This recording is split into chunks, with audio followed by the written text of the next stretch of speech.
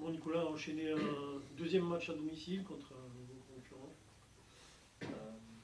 L'objectif, toujours le même. Ouais, toujours le même, c'est-à-dire faire en sorte de prendre des points. Après le match de Rodez, effectivement, on avait à cœur de se remettre dans le sens de la marche euh, dans un premier point sur les attitudes à avoir et bien sûr sur le plan comptable. Donc la victoire contre Grenoble nous a fait beaucoup de bien. Ça a permis de dépasser cette fameuse barre des 30 points. On a encore l'opportunité demain de faire tourner le compteur face à une équipe de très bon niveau, voilà, qui a connu un début de saison très difficile, qui s'est remis vraiment dans un rythme de croisière. Et là, ils sortent d'un match contre Bastia qui a été très bon de leur côté, avec certainement le plus beau but de la saison marqué par Rafiki Saïd. Au-delà de ce parcours, qu'est-ce qu'on peut relever comme caractéristique chez ces Troyens? Beaucoup de vitesse sur les côtés avec Irié, Rafiki Saïd. Un milieu de terrain aussi de qualité avec là Alexandre Flipono qui a joué la semaine dernière devant la défense. Donc c'est un joueur que moi je connais très bien, qui est un très très bon joueur. Avec Youssouf Mchangama qu'on ne présente plus. Donc une équipe qui défend très bien, qui a de grandes qualités sur les phases de transition, mais pas que. Ça serait les réduire, ça serait réducteur de dire que cette équipe défend bien et joue les transitions. Elle est capable aussi d'avoir un jeu de possession de qualité. Justement, par rapport à ça, ces 6 dernières défaites, c'est d'un but à chaque fois. Ça prouve que cette équipe, elle est Cohérente. difficile à battre Ouais. et qu'elle lâche. Elle est difficile à manœuvrer. Donc le rebond, il a eu lieu au moment où on est allé au match aller. On se rappelle très bien de ce match-là. Il y a eu un changement de gardien puisque le maître s'est imposé dans les buts. Une équipe qui défend bien. Voilà, encore un match difficile qui nous attend demain. Il y a cet adage qui dit que c'est toujours difficile d'enchaîner 2 victoires de suite à domicile. Qu'est-ce que tu en penses? Ouais, il y a beaucoup d'adages. Donc l'idée, c'est de se préparer pour faire en sorte de performer d'abord. Et si on performe, j'espère qu'on aura la capacité de gagner ce match-là. Donc, je ne me pose pas la question de dire c'est le deuxième match. L'important, c'est d'avoir, je dis encore une fois, les attitudes nécessaires et importantes pour affronter une telle équipe. Et puis après, faire en sorte de gagner ce rapport de force face à l'Estac. Un rapport de force, c'est une équipe qui au final a le même objectif que vous, à peu près les mêmes eaux du classement, qui peut faire un grand pas vers le maintien en cas de succès. Je ne sais pas s'il faudrait un grand pas vers le maintien puisqu'ils ont 30 points et que nous on en a 33. Donc il y a encore des points à prendre. Derrière, on a vu que c'est très serré. Il n'y a personne qui est décroché. Caen a gagné la semaine dernière. Donc tout le monde est concerné. Donc ça va être oui un match difficile. Mais je le répète, c'est une équipe qui a vraiment fait un début de saison très difficile, qui a changé d'entraîneur au mois de juillet. Ils ont eu un début vraiment compliqué. Et depuis qu'ils ont redressé la barre, c'est une équipe qui est très régulière. Donc oui, bien sûr, beaucoup de respect pour cette équipe. Parce que c'est pas juste une équipe qui aurait pu viser autre chose si elle n'avait pas eu une saison difficile déjà l'année dernière. Et en plus, elle a été repêchée assez tard. Mm. Et quand on est repêché assez tard comme ça, Ouais, on effectivement. prépare pas la saison de la meilleure des manières. Ouais, effectivement, il y a eu un retard à l'allumage sur le plan structurel et sportif. Donc, effectivement, peut-être que cette équipe-là, si elle avait démarré autrement, elle serait peut-être pas aujourd'hui à ce niveau-là, de par la qualité collective et de par la qualité individuelle des joueurs qui composent ce 11. Au niveau du match aller, est-ce que vous allez y faire référence? Bon, le match aller, il est loin. Euh, Vous savez très bien qu'il y a des joueurs qui sont partis depuis, donc pas forcément de référence au match aller. S'il y a des références à faire, ce sera sur le plan du jeu et l'aspect tactique, mais pas de référence par rapport à la défaite qu'on a subie là-bas, sur une deuxième mi-temps assez pauvre. Justement, par rapport à ça, Antoine s'est vraiment imposé dans ton entrejeu. Il ne sera pas là ce week-end puisqu'il est suspendu. Mais s'il s'est aussi imposé dans ton équipe, c'est parce que c'est celui qui montre le mieux, qui se montre le plus à même de faire le lien entre ton attaque et le reste de ton équipe. Euh, Est-ce que tu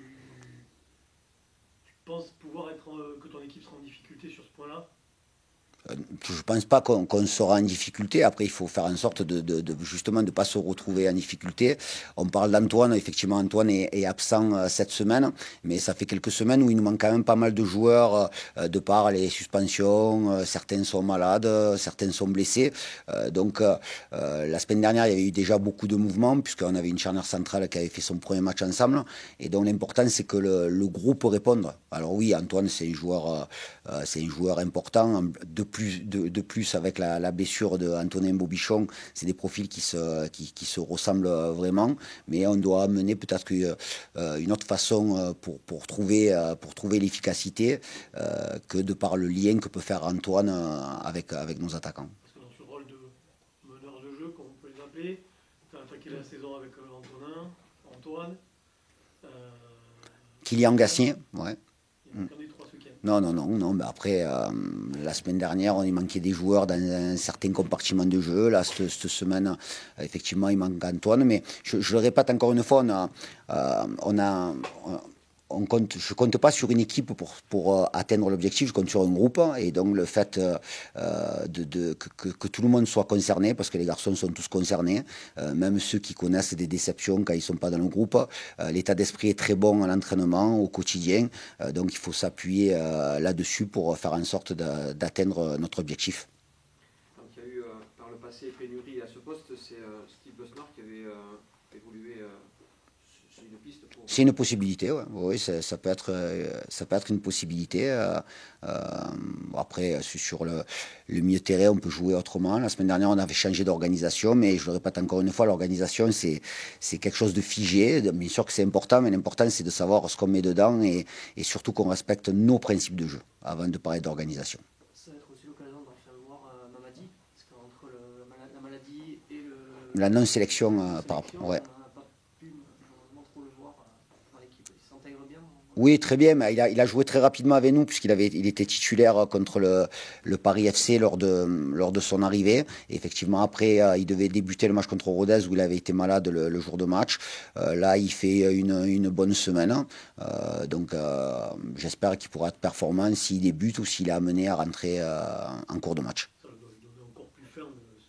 Ouais, pour 3, c'est un peu pareil avec Mamadi pour oui. son arrivée ici. Ouais, il y a de la frustration, mais la frustration, là, on peut rien y faire, quoi. Donc, c'est des événements qui ont fait qu'il n'a pas pu vraiment jouer depuis son arrivée. Je pense qu'il doit être content d'être dans des bonnes dispositions, puisqu'en plus, il rencontre son ancien club. Donc, c'est toujours particulier pour un joueur de rencontrer son ancien club.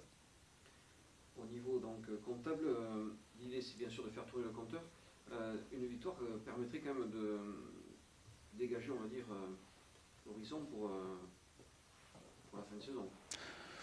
Une victoire, oui, effectivement, ça permettrait de se rapprocher sur le plan comptable de là où on veut aller. Donc après, on ne va pas compter à l'avance, il n'y a aucun intérêt à compter à l'avance. Donc faisons en sorte de proposer quelque chose demain de cohérent. Et je sais qu'il y a eu beaucoup de frustration dans les tribunes, c'est totalement légitime après le match de Rodez.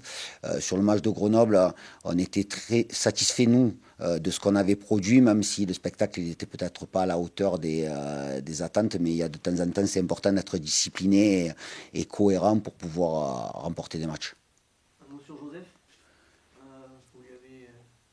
Il est là, il n'est pas loin. Vous lui avez réservé une petite surprise pour fêter son contrat? Non. Peut-être qu'il a eu des surprises chez lui ou par ses proches. Moi, je ne suis pas là pour faire des surprises. Je suis là pour être exigeant avec un jeune joueur qui progresse. L'important, c'est qu'il continue à progresser. C'est très bien qu'il ait pu signer ce premier contrat professionnel. On lui a tous dit que le plus difficile à signer, c'est le deuxième contrat professionnel. Donc, c'est un garçon qui a la tête sur les épaules, qui est très exigeant avec lui-même, qui est investi. Donc, sur sa mentalité de travail, j'ai aucun doute. Donc, c'est une satisfaction d'avoir un jeune joueur qui sort de la Nationale 3 et qui signera pro assez rapidement, puisque vous le savez, c'est un garçon qui est venu à l'essai à la Nationale 3 au mois de mai, et ça allait très vite, quoi. L'histoire est très belle, mais il faut qu'il fasse en sorte que son histoire continue, et le plus important, c'est qu'il soit au service du Pau FC, et c'est son intention. Donc très content de sa signature, mais moi là où je suis content, c'est quand il est performant sur le terrain. Après, les documents administratifs, ça ne m'intéresse pas plus que ça. Ce contrat, c'est la suite logique du parcours d'un joueur qui s'est imposé cette saison, quasiment, j'ai envie de dire, comme le numéro 1 dans la hiérarchie des latéraux à gauche. Pourtant, beaucoup de monde. Ouais. C'est celui qu'on entendait le moins, c'est celui qui il joue tout le temps. Donc. Ouais, paradoxalement, effectivement, en début d'année, c'était un poste où on avait de nombreux joueurs. Maintenant, de là à en faire un numéro 1, effectivement, en ce moment, il joue. Le numéro au poste, c'est Johan Obiang, voilà, qui a eu des petits soucis en début d'année après le match du Restart. Donc la concurrence est saine, mais la concurrence est importante. Donc il sait très bien que Obi est prêt, et donc ça doit nous amener de l'émulation à ce poste-là, mais c'est important qu'il y ait de l'émulation dans tous les secteurs de jeu. Merci. Bon, Joseph, parle-nous de ce premier contrat pro. J'imagine que tu es satisfait. Déjà, je suis très heureux d'avoir pu signer ce premier contrat professionnel dans le club où j'ai débuté en professionnel, le Pau FC, donc ça me semblait logique de signer ce premier contrat professionnel ici pour la confiance qu'ils m'ont donnée. C'est la suite logique de ta saison. On en parlait à l'instant avec le coach. Tu es arrivé ici pour un essai à la base avec la Nationale 2. 3. Et tu t'es imposé au fil de la saison comme une vraie option au poste de latéral gauche de Ligue 2. Oui, c'est vrai que je suis arrivé premièrement pour la réserve au début de saison. Après, j'ai pu avoir ma chance avec le groupe professionnel rapidement. Et ça s'est très bien passé. L'intégration, tout s'est très bien passé. Les joueurs ils m'ont très bien accueilli, le staff, la direction. Donc ça m'a aussi permis de me libérer plus rapidement et d'être plus à l'aise sur le terrain pour montrer moi mes qualités. Raconte-moi un peu ton parcours. Qu'est-ce qui a fait que ça a pris un peu plus de temps Tu étais à Lyon, c'est ça J'étais formé à l'OL. J'étais formé à l'OL jusqu'en U17 national. Ensuite, je suis arrivé à Saint-Priest pour mon année U18. J'ai fait 3 ans là-bas, 3 saisons, qui étaient des très bonnes saisons d'ailleurs. Et je suis arrivé à Pau maintenant, c'est cette saison-là. Tu as connu notamment une belle aventure la saison dernière avec Saint-Priest, c'est ça? C'est ça, Ça t'a fait grandir ça? Ça m'a fait grandir parce qu'il y a eu une belle montée de National 3 à National 2. Il y a eu un beau parcours aussi en Coupe de France. Et je viens de Saint-Priest, moi, donc depuis que je suis tout petit, j'ai toujours vécu là-bas. Donc forcément, j'étais très heureux. Et je connaissais tout le monde là-bas, mes proches étaient contents. Donc franchement, c'était une très belle expérience. Tu parles de tes proches, on va, comme tout le monde, te parler de tes frères. On les a vus dans le message du club au moment de ta signature. Et j'ai l'impression que la phrase qui revenait le plus souvent de la part de tes 3 frères, c'est que le début. C'est ça qui te met dans la tête le plus. C'est ça qui me met dans la tête et on est très proches. Ils m'aident beaucoup, ils me parlent beaucoup, ils me donnent beaucoup de conseils. C'est que moi aussi ça m'aide au quotidien. Tous les conseils qu'ils me donnent, je les écoute. Et ils m'ont dit que c'était que le début et qu'il fallait continuer à travailler pour lancer ma carrière. Ils ont parlé aussi que tu avais su te relever à plusieurs reprises, mais qu'est-ce qui s'est passé dans ces cas? Déjà, j'étais formé à l'Olympique Lyonnais, donc j'ai pas été gardé, j'ai pas été conservé. Donc c'est un coup dur dans la carrière d'un jeune joueur. Et il faut savoir ensuite rebondir et se servir de cet échec. Ils t'avaient donné des explications là-bas ou pas spécialement? Non. Sur tes frères, il y en a un en particulier, Gédéon, qui joue à Lorient et qui joue au même poste. Est-ce que du coup il te conseille ou il a peur que tu lui fasses mal dans la semaine? Non, il me conseille. De toute façon, il regarde tous les matchs du Pau FC maintenant. Et à chaque fois, chaque match que je fais, il me donne des conseils, il regarde le match, il me dit ce que j'aurais pu faire de mieux, ce que j'aurais pu améliorer, ce que j'ai très bien fait aussi. Et ça aide toujours de me servir de son expérience à lui pour enrichir la mienne. Ça n'a pas été trop dur d'être le frère 2 quand tu as grandi? Non, pas forcément. Je calcule pas trop l'extérieur, souvent. Je me concentre sur moi, ce que je fais, et pas trop sur ce qui se passe autour. D'accord. Et à Pau, tu as passé plusieurs matchs sans être professionnel, alors que tu étais très bon sur le terrain. Et ça n'a pas été dur à gérer justement Non, pas du tout. Le côté administratif à côté? Non, pas du tout. Le côté administratif, vraiment, je m'en souciais pas du tout. Et je me concentrais que sur le terrain au quotidien. Et depuis que je suis arrivé, même si je n'étais pas encore professionnel, le staff m'a très bien accueilli, le groupe m'a très bien accueilli. Franchement, sur ça, j'ai rien à redire. Qu'est-ce que ça change sinon cette semaine-là par rapport aux autres en ayant signé pro? Non, ça change rien. Un mot sur le match de ce vendredi. Comment tu l'abordes toi? C'est une deuxième réception consécutive. On a souvent tendance à dire que c'est pas forcément évident d'enchaîner deux victoires dans ces cas-là. Enfin, comment toi tu vois ça? On a déjà eu une belle victoire le week-end dernier contre Grenoble. C'est une victoire qui nous a fait du bien. On en avait besoin sur le plan comptable. Là, il y a un match qui arrive contre Troyes qui est en bonne forme. Ce sera pas facile, mais ce sera à nous, devant notre public, de creuser l'écart avec cet adversaire direct. Pour la fin de saison là, qui commence quand même à se préciser, il restera 8 journées derrière ce match. C'est l'occasion de s'enlever quand même pas mal de pression en cas de victoire demain soir. C'est vrai.